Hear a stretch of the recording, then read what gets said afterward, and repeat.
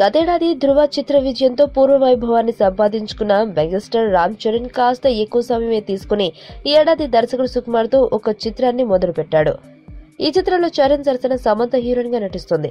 పూర్తి గ్రామీణ నేపథ్యంలో సాగే కథ కనుక చిత్రానికి పల్లెటూరు లుక్ ఇచ్చేందుకు సుకుమార్ ఎక్కువ శాతం చిత్రీకరణను గోదావరి జిల్లాలోనే చేయాలని నిర్ణయించారు.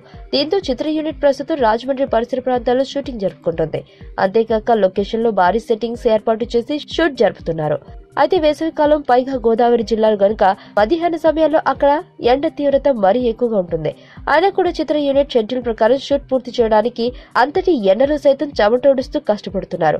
ఈ విషయాన్ని తన ఫేస్బుక్ ద్వారా చరణ్ తెలుపుతూ, మా హార్డ్ వర్కింగ్ టీం చేసే కష్టం మండే ఎండ తీవ్రతను కూడా దాటిపోయిందన్నారు. ఇకపోతే మైత్రి మేకర్స్ నిర్మిస్తున్న ఈ చిత్రంలో సమంత హీరోయిన్ గా నటిస్తుండగా జగపతి బాబు, ఆది పినిశెట్టిలు కీలక పాత్రలు పోషిస్తున్నారని అంటున్నారు.